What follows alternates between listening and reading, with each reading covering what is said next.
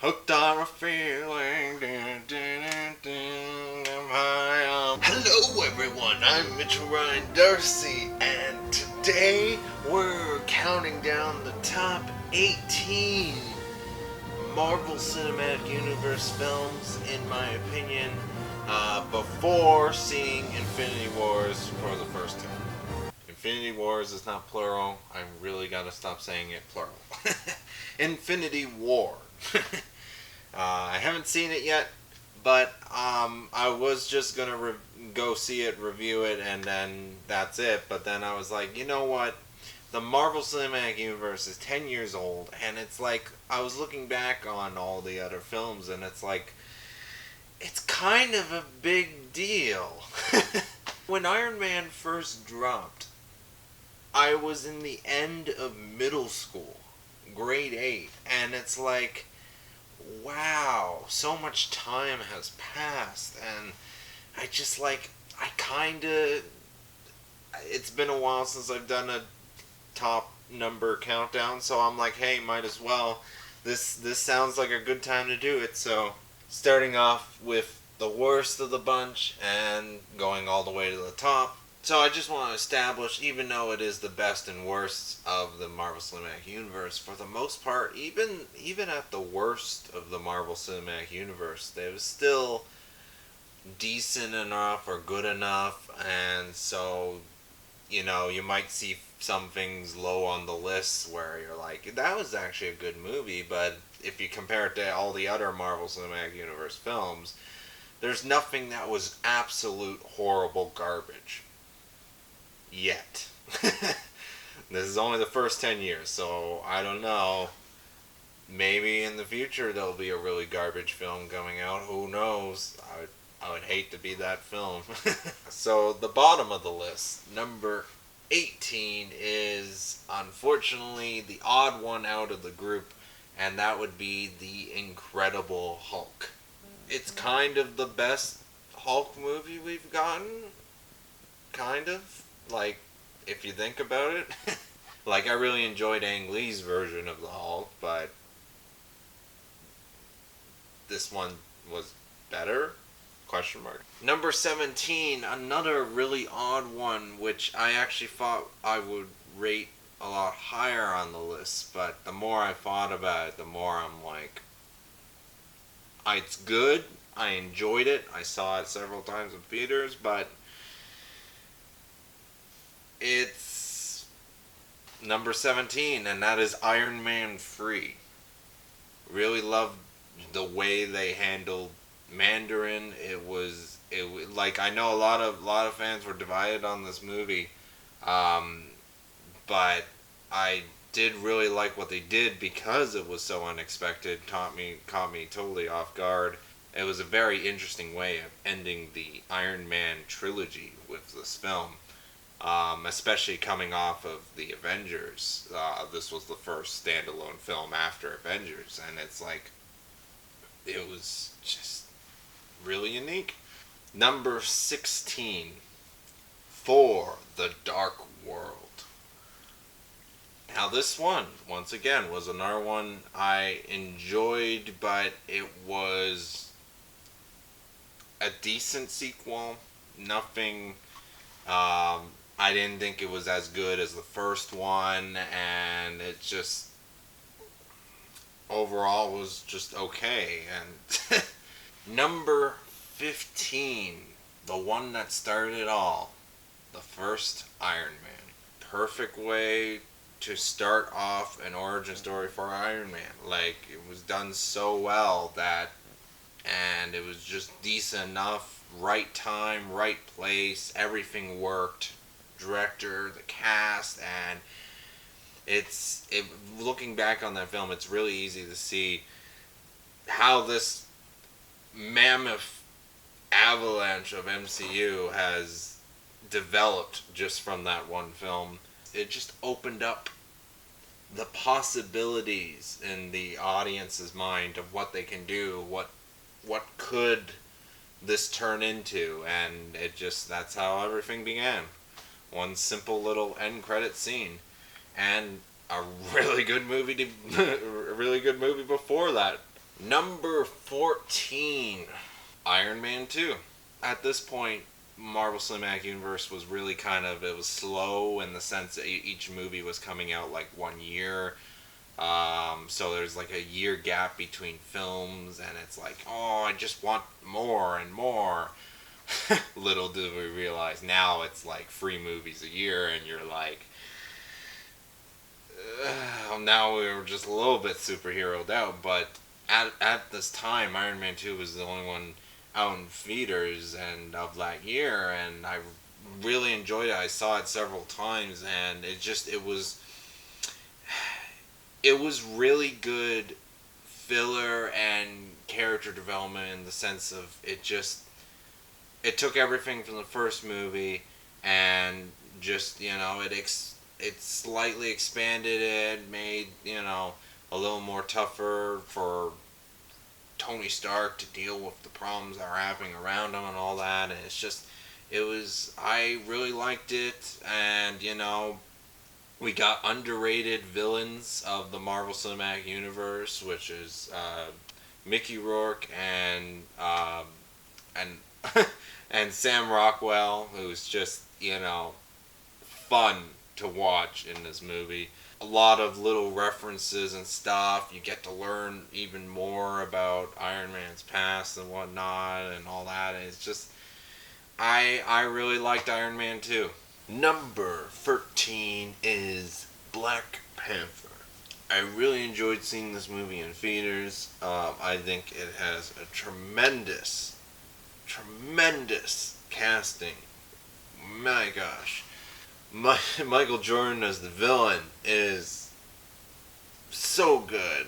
It was very interesting and really cool being introduced to one of the most tech-savvy, advanced cities in the entire world. This place was kept a secret. It's kind of a neat way around the fact that, we haven't seen this up until Civil War, or teased about in Civil War. So, and actually, no, it was teased also in Age of Ultron because the Claw villain guy is there. Really cool use of his character in this film. Very cool action scenes. Like, this is a very, very good film just overall, but it just didn't feel like it offered a lot. Like, it did have some really cool action scenes and whatnot, and just really cool moments. Number 12 is Captain America, the First Avenger. Even though the film came out a lot earlier on in the Marvel Cinematic Universe, and Black Panther was literally the last release before Infinity War, I just felt like I got more out of, compared to Black Panther, I felt like Captain America, the First Avenger, offered a lot more. Really, really great use of editing and the montages in this. It's really fun, entertaining, and the movie moves at a really brisk pace. And then, end credit scene, it was great. It's so early on in the thing that they probably will never do this again, but it was early enough on that they were like, hey, let's actually show like a teaser trailer at the end of Captain America, the First Avenger, for the Avengers. And I think it was so cool being in the theater and being like, okay, so they haven't released the trailer for Avengers yet, and then it's like, you see Captain America, the First Avenger, and then you get this little teaser taste of just how epic it is. This movie did a lot, and I really enjoyed every moment of it. Even though it just seemed a little stereotypical on the good versus evil and all that, it just worked really well. Number 11 is Spider-Man Homecoming. Tom Holland did very good job of Spider-Man, and you know what? I enjoy his version of Spider-Man just as much as, say, the Andrew Garfield version. Michael Keaton plays a tremendous bad guy. It's really nice seeing Marvel playing with its other properties a little bit better, in the sense of seeing Iron Man being a heavily influence on this movie, in the sense of character-wise, um, where in early on in the Marvel Cinematic Universe, like after Avengers, Iron Man free should have been Hulk and Iron Man, because we literally see Mark Ruffalo drive with Tony Stark towards, Stark Tower and all that, and at the end, so it's like seeing Iron Man free and not having him in the movie at all except for the very end credit scene. It's nice finally getting to the point of the Marvel Cinematic Universe where the characters are more intertwined with the universe. So, and this movie was a big step towards that, along with Civil War. And from here on out, it should be very interesting to see what kind of mixtures we get. They've now opened up so much possibilities. Number 10 of the MCU is, in my opinion, Doctor Strange. I really love the cast, and I just kind of like the story overall a lot more than, say, any of the other ones lower on the list. It's just, even though it is a little stereotypically, it's basically almost like Iron Man, in the sense you got someone who's, really intelligent and smart, and he's a little bit of a jerk and whatnot, and then he sort of learns through a crash or a major event that, it's that sort of stereotypical type story, but it's just visually how it's done and how likable the characters are and all that. It's just, I thought it was done really well, and the visuals is actually the thing that's carrying it really the farthest for Doctor Strange. That and music choices and whatnot, and just some really well done, just editing overall. Like, Doctor Strange, there's the one little moment with the slow motion helicopter scene. I think in the rain. I think you know which one I'm talking about. I'm not trying to spoil anything. There's an absolute beautiful moment, and that's the reason why Doctor Strange is so high on the list. Number 9 on this list is Ants.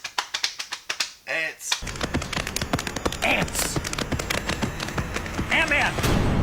This one I did really like. I loved their use of going small to big, and it's just how comedically absurd some of the battles are, with the use of having objects that are small turn big and objects that are big turn small. And you do got a little bit of a stereotypical villain, but this movie did sort of opened up, instead of New York and that side, you get to see San Francisco. You got a really cool heist movie, great cast, and great jokes. And that's the strong point of Ant-Man, is the script. And you can tell Edgar Wright wrote a very good script. Unfortunately, he was supposed to also direct the movie, and I do feel like this movie would have placed a lot higher if Edgar Wright was behind the wheel of this movie. But there's a lot of this movie that I just love to watch, and whether it's absurd fight scenes, great comedy, or just little aspects of the film, which I just thought really brought the character of Ant-Man just really well together. Also, you gotta point out that opening scene where they made Michael Douglas look like he just walked off the set of Wall Street. It's pretty cool that Marvel is not afraid to, because they do realize, some actors age and whatnot, and it would be really cool trying to make a younger version of themselves. And they did this again later on in Civil War with making Robert Downey Jr. look younger. So it's just cool seeing how far technology has come, because early on in the Marvel Cinematic Universe, that would have been probably absurd and almost next to impossible to do budget-wise. But now that they're so successful, they're able to try things like this. Number 8, Guardians of the Galaxy Volume 2. I did enjoy the sequel to Guardians of the Galaxy. I thought it was a very interesting because I wasn't sure what they were going to do with it. You know, seeing the film is like it was very interesting, very well done. A lot of character development for certain characters and whatnot. Because for the most part, up until this point, not many characters have died. Um, Especially ones that were introduced in other movies and then seeing them again. So this was actually a pretty great stepping stone of a movie. I felt for the Marvel Cinematic Universe, especially for the Guardians of the Galaxy, obviously because they are the title. But it's just there's little things that kept it as away from being as good as the original. Things such as because the music soundtrack is great, but it's just how they use the music soundtrack. Most of it was actually a little bit forgettable. Like when I listened to the soundtrack of the first movie, I remember the specific scene and how that music was used. And then when I listened to the Volume 2 soundtrack, I'm a little bit confused on was it that scene that they used it for, or was it that scene that they used that music for, and little things like that. Like, it was great songs, I love them, but in the movie, they were either, cut really short, or when the songs were used, they were kind of just, it felt like they were just used just because they're like, hey, this is a Guardians of the Galaxy movie, we need classic songs playing in the background. Not to say that a couple of songs do have really good moments in this film, which they do, but it's just compared to the first one, second one's not as strong. But it does make up for it in emotional character development. Number 7, the movie I'm probably most divided myself on in the entire Marvel Cinematic Universe, a lot more than Iron Man 3 or any of the other movies that you would think is this divided wise. But for me, it was Thor Ragnarok. This movie I loved and hate. When we finally got this movie and having a drastic pace in styling and tone, funny and tragic, and it's a little bit too much. I rewatched it recently and I still really enjoyed the film. If you want to listen to me rant on about this movie, I would recommend checking out one of I don't know, did I do one review or 2 review of this movie? I can't remember. Check it out. If you really, really want. But for the most part, I still feel that way about this film. So I kind of want to rate it a lot lower. But unfortunately, it is placed where it's placed. I couldn't lower the movie anymore because it's like it was good. It was good. It was great. It was amazing. The director did a tremendous job. I definitely really want to check out What We Do in the Shadows. Apparently that's a really great film as well. At this point in the Marvel Cinematic Universe, Marvel is decided to let directors have a little more control of the Marvel Cinematic movies, and this movie definitely proves that. I just wished Edgar Wright got a chance to do it, man. Anyways, number 6, Avengers: Age of Ultron.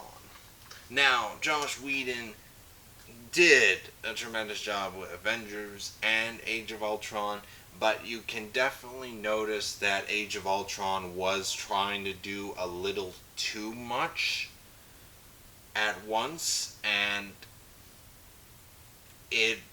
I still recommend this movie being this high because it's just, you gotta appreciate the amount of work that went into this movie and what it accomplished. You got great casting, first of all, which is no brainer, especially if you bring back everyone from Avengers, for the most part. And then you got the introduction of the new cast members and all that, which is done pretty well. And James Spader's voice is very, very intimidating. Though Ultron was a little more jokey than I thought it would be, especially with the trailers and all that.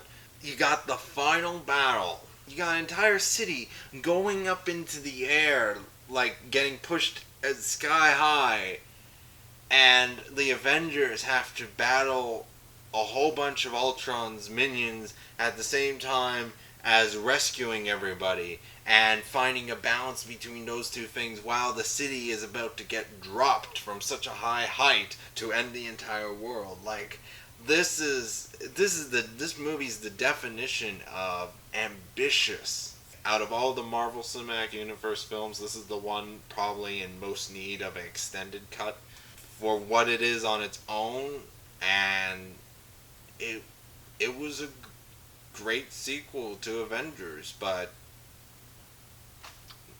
it's only good enough to be number 6.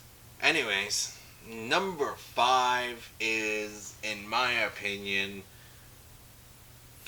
original 4 movie, and I'll give you several reasons why.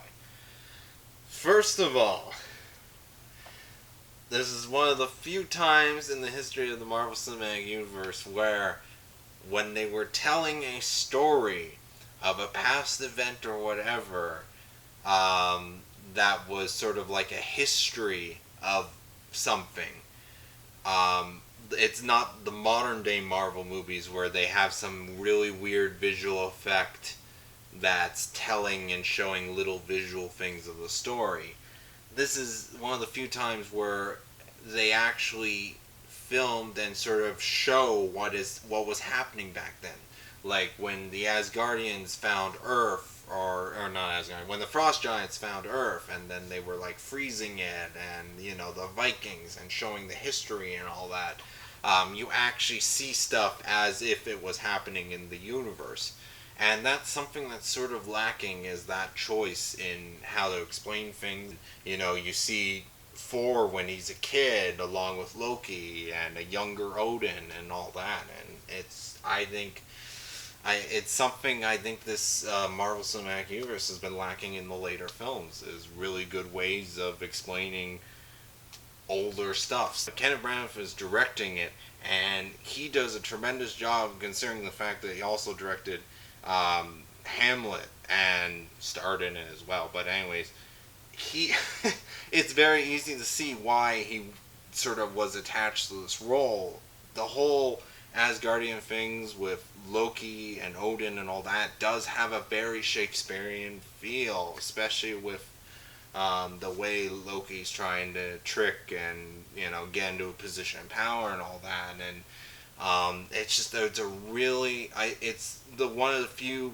Well, there's a reason why Loki is one of the best, if not the best villain in the entire Marvel Cinematic Universe, because he's on that line between hero and villain, and it's just really, really good, and it shows in this movie. Like, this movie doesn't have a totally major set piece, like ending, climactic, end of the world stakes, but it's really, I found it really cheesy to say this, but down to earth in the sense of stakes, and it was really well done, and in my opinion is the best of the earlier Marvel films. It was just that really sweet spot.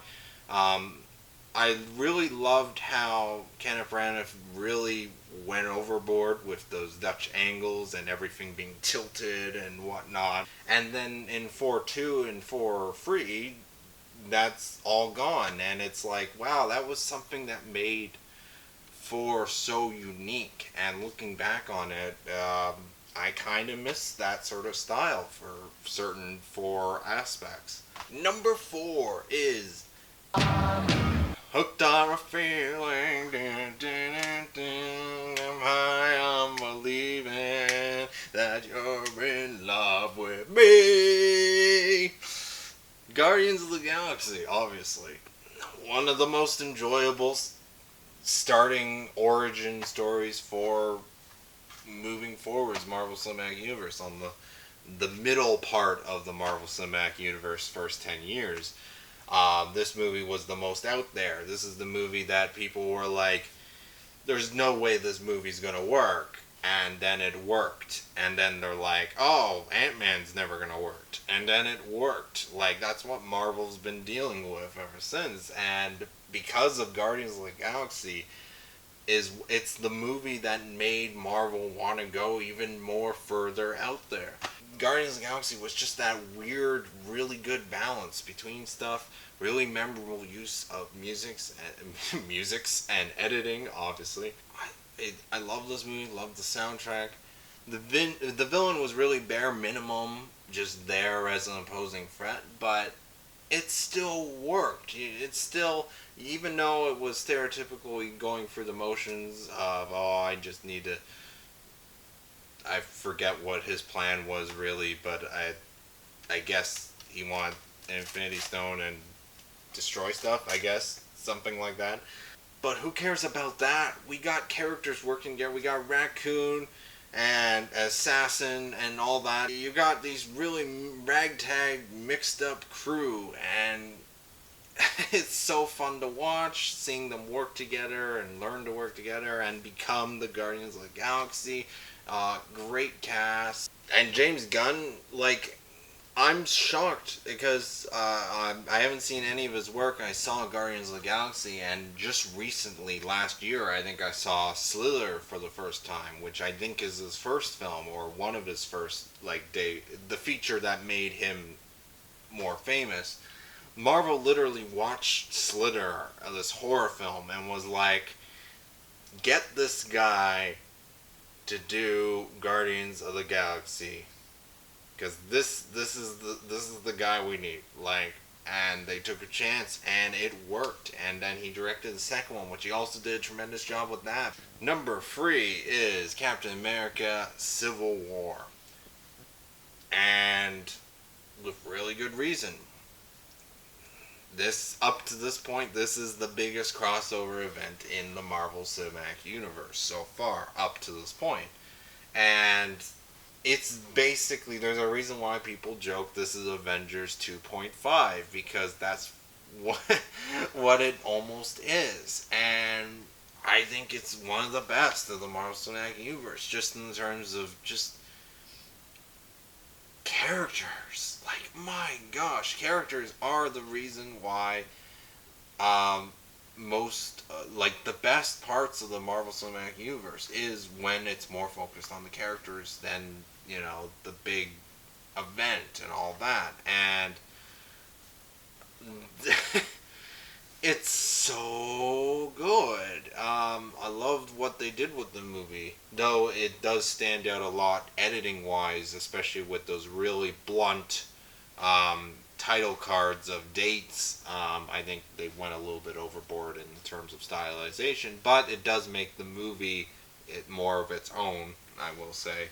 Seeing Iron Man and Captain America just sort of fight it out at that, I mean, the airport scene was worth the price of admission on its own.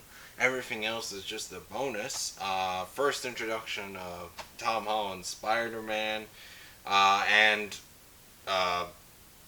Chadwick Boseman's Black Panther, and just really well done, really well handled. Definitely throws a sort of a wrench into the Marvel Cinematic Universe of what's going to happen next. And I'm curious because the cliffhanger, it's not really cliffhanger, but the ending of Captain America: Civil War won't be known until Avengers: Infinity War. Number 2 is The Avengers! Yes, the first major event, and I think it is done pretty well. Marvel Cinematic Universe movie I've seen the most in theaters. I saw it a total of 5 times. It's actually tied with Inception for the most times seeing a movie in theaters for me. The most enjoyable popcorn film of 2012. Really loved seeing the major New York event, which is affected the rest of the Marvel Cinematic Universe thereafter, and having the first